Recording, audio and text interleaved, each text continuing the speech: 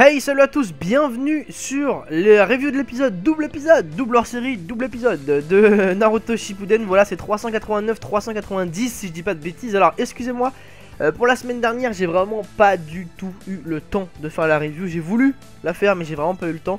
Donc voilà, j'en suis désolé pour ceux qui l'attendaient. Mais je suis de retour cette semaine, voilà, pour le double épisode que je viens de regarder, qui parle, en tout cas qui est concentré sur le clan ou la famille si vous voulez, Hyuga. Alors, on va commencer la petite review, elle va être assez longue puisque il y a 2 épisodes, hein, donc enfin même si c'est un hors série finalement il se passe pas des masses de choses, c'est quand même pas mal intéressant. Alors, on est basé aujourd'hui sur Hanabi Hyuga. La petite sœur, donc pour ceux qui ne le savaient pas, de Hinata, pardon, Hyuga. Voilà, donc on va voir un petit peu la famille en entier, le clan en entier, ainsi que Neji et Yashi Hyuga. Voilà, Yashi Hyuga. Alors je vais vous faire un petit récapitulatif pour ceux qui n'ont pas tout compris, les rôles de tout. Alors je vous explique. Le clan Hyuga est un clan donc qui est uniquement à Konoha. Voilà, déjà c'est uniquement, on en trouve uniquement à Konoha des membres du clan Hyuga. Voilà pourquoi je ne sais plus, c'était Danzo je crois qui était extrêmement étonné de voir au conseil des Kage que le protecteur de Mizukage possédait un Byakugan, justement, puisque normalement on n'en voit qu'à Konoha. Enfin bref, non, ça on va, c'était une petite parenthèse. Donc ils ne sont qu'à Konoha et ils survivent, hein, de génération en génération. C'est un dojutsu. Et en même temps, donc dojutsu ça veut dire un pouvoir oculaire, donc des yeux.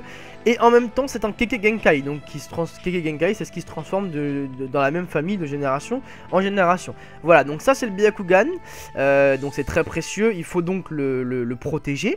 Donc la famille principale, puisqu'il y a plusieurs familles, il y a plusieurs branches dans le clan Hyuga, l'héritière et Hinata, voilà, c'est Hinata, c'est l'héritière, celle qui est censée protéger à l'avenir l'honneur et le clan Hyuga. Il y a aussi donc d'autres branches, ainsi que, comme par exemple la branche secondaire, d'où vient Neji, qui ne sont pas donc légitimes à la branche principale. Voilà, c'est, me demandez pas pourquoi, hein, c'est, voilà, il y a plusieurs branches dans le clan Hyuga, et la principale c'est Hinata, voilà, qui en est l'héritière. Alors, pour faire un petit topo, donc Yashi Hyuga, c'est tout simplement le chef du clan. Voilà, ça faut le savoir, c'est le chef du clan. Hinata, donc c'est Hinata, vous la connaissez. Neji, donc c'est le cousin de la petite Hanabi. D'accord. Et Hanabi, donc c'est la petite sœur de Hinata. Voilà, donc ça je pense que vous avez tous un petit peu, enfin voilà, maintenant on sait tous où est-ce qu'on en est là-dessus. Alors, l'entraînement, donc pour Hinata, sa vie est destinée à l'entraînement, puisqu'il faut qu'elle protège une lourde responsabilité, hein, ça entraîne beaucoup de choses. Donc elle se bat contre Neji. Elle s'entraîne, puisque Neji, il faut le savoir, c'est la personne qui a le plus hérité des talents des Hyuga. Voilà, donc Neji, il est vraiment incroyable, c'est un génie. Un petit peu comme qui est-ce qu'on pourrait dire pour le Sharingan, un peu comme Itachi, on va dire. Bon, ça me fait chier de comparer Neji à Itachi, mais c'est un peu ça, hein. C'est vraiment un génie dans son clan, en tout cas. Neji est vraiment un génie. Alors j'ai rien contre Neji, hein, je viens de dire ça, mais j'ai absolument rien contre lui. Alors, donc je continue. Il se bat avec Hinata, donc voilà, il s'entraîne jusqu'à ce que Neji en ait un peu marre de cet entraînement un petit peu lent, parce qu'il faut bien avouer qu'Hinata est bien en dessous de Neji. Neji lui met une grosse pression. Il commence à combattre pour de vrai.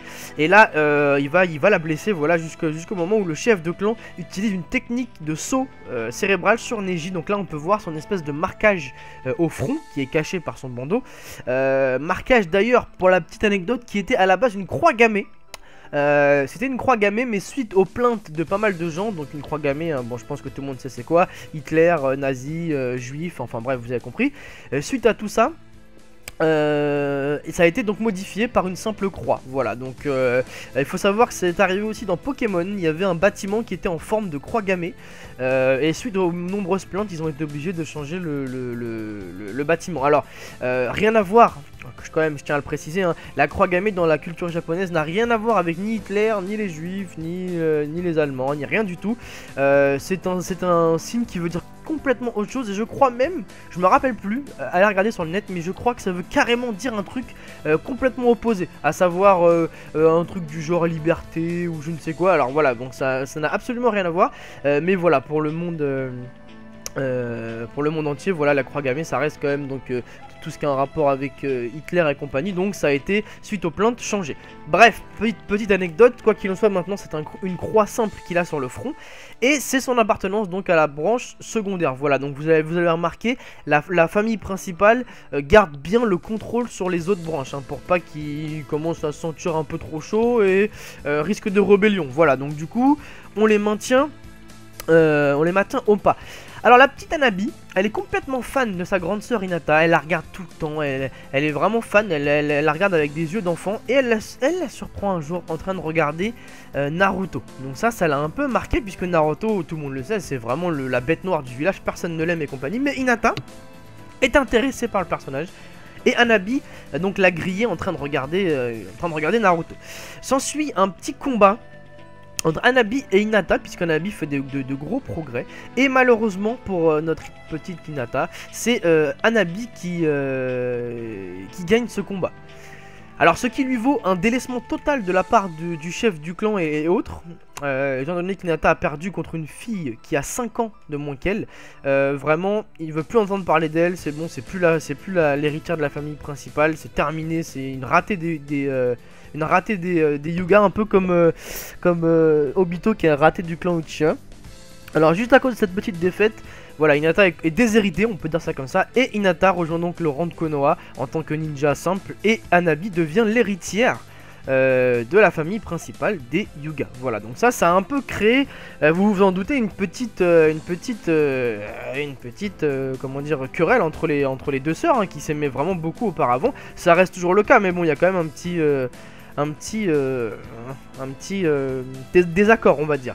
Alors Hinata rejoint les rangs de Konoha, ce qui l'arrange finalement, puisque non seulement elle est plus proche de Naruto, et puis elle n'a plus à s'entraîner nuit et jour pour protéger le clan Hyuga. Pendant ce temps-là, notre petite Hanabi continue à bosser, et on voit donc Hinata qui passe l'examen Chunin, et on entend donc qu'elle s'est fait complètement battre par Neji, ce qui est plutôt normal, et on se rend compte vraiment qu'Hinata prend un exemple énorme sur Naruto, c'est son modèle, franchement faut le dire, c'est son modèle. Elle a même carrément pris son Nindo, vous l'avez vu, donc je ne reviens jamais sur une parole et tout, vraiment incroyable. Hinata est vraiment fan de Naruto depuis le début. S'il y a une personne qui peut se vanter de l'avoir soutenu depuis le début Naruto, c'est honnêtement Hinata. Voilà, donc elle depuis le début elle a jamais changé, donc c'est plutôt sympa. Et on voit un petit peu donc la suite de l'examen de Chunin où il y a Neji contre Naruto. Et ça c'est un très beau combat, un des combats les plus épiques d'ailleurs de Naruto, puisqu'on voit que finalement on n'est pas destiné à... on nous apprend en tout cas dans cet épisode qu'on n'est pas destiné, on n'a pas une destinée toute écrite dans la vie. Voilà, c'est un petit peu le blabla que nous sort Neji tout le temps, c'est un génie, il est destiné à gagner, etc. Et Naruto, voilà, un petit cancre qui a pas plus de talent que ça, arrive à le battre grâce tout simplement à sa détermination. Entre parenthèses, grâce à Kyuubi aussi, il faut quand même le préciser. Mais il arrive à battre Neji. Voilà, et c'était une des toutes premières, une des premières victoires de Naruto à l'époque. Et ça a complètement changé Neji, et ça a renforcé bien sûr l'amour et surtout la vision qu'Hinata a de Naruto. Alors Neji finalement après cette défaite comprend et change un peu de personnalité, parce qu'au début Neji est un peu méchant, un peu comme Gaara si vous vous rappelez bien au tout début. Ils sont un peu méchants, ils sont un peu énervés les gars, et grâce à Naruto, grâce à leur rencontre avec Naruto, ils changent et ils deviennent des gens écoutez, très sympas et très convenables. Donc Neji devient gentil grâce à Naruto, parce que Naruto lui a fait comprendre que tout n'était pas écrit et que chacun décide de sa propre destinée, ce qui fait que Neji se rapproche un peu d'Hinata à un moment, on voit, il revient s'entraîner avec elle et tout. Ça l'a vraiment changé et c'est une très bonne chose. Alors ensuite on voit que pendant une petite visite diplomatique, Pain, pendant ce temps-là, on a profité pour détruire, et là on a donc l'apogée d'Hinata, vraiment l'épisode à mes yeux où ouais, c'est le plus illustre, où elle a plus fait le boulot en tout cas. Hinata donc qui vient défendre Naruto contre Pain en 1vs1, donc vraiment une preuve de courage incroyable, une détermination sans pareil, et en même temps les aveux de son amour pour Naruto qu'elle cache depuis des années. Alors cet épisode, pour les fans d'Hinata, je pense que ça a été THE épisode, franchement je pense que vraiment ils ont tous regardé l'épisode en boucle, parce qu'Hinata s'est vraiment démarqué ce jour là, et toute la la vision qu'avait Naruto, la mentalité, tout ça est ressorti puissant ce jour-ci. Voilà. Tout ça est ressorti le jour où elle a vu que Naruto se faisait maltraiter par Pain.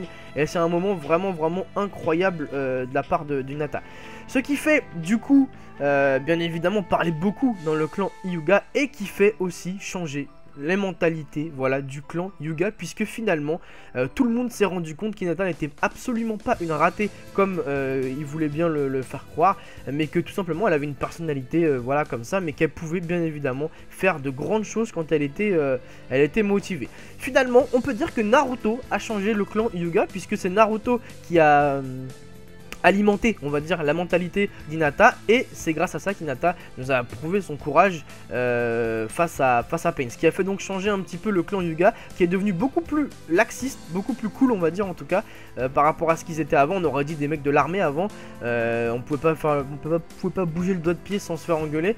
Là du coup, grâce à tout ça, tous ces épisodes, toute cette détermination, tout ce Naruto, ce Hinata, etc., le clan est devenu beaucoup plus sympa, tout en étant sérieux bien sûr. Et c'est une très bonne chose pour Konoha. Voilà. Ensuite la fin, on part sur la 4ème grande guerre, où Hinata donc se dirige en tant que guerrière. Et de ce qu'on sait jusqu'à présent, ça lui a plutôt bien réussi, contrairement malheureusement vraiment à Neji. Voilà, en tout cas c'est la fin de l'épisode. C'était un épisode, enfin double épisode entier donc sur le clan Hyuga. On a vu l'évolution d'Hanabi qui est passée de toute petite à finalement héritière du clan du clan Hyuga, de la famille principale.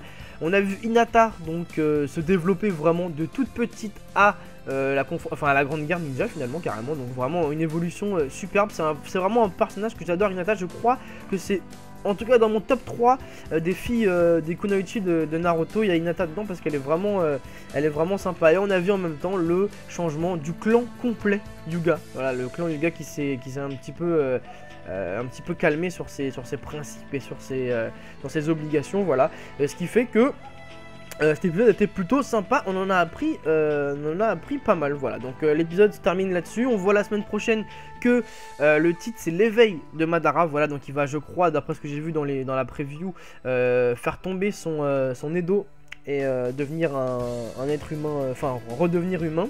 D'ailleurs, ce que j'ai toujours pas compris, pourquoi il veut faire ça alors qu'en Edo il est invincible.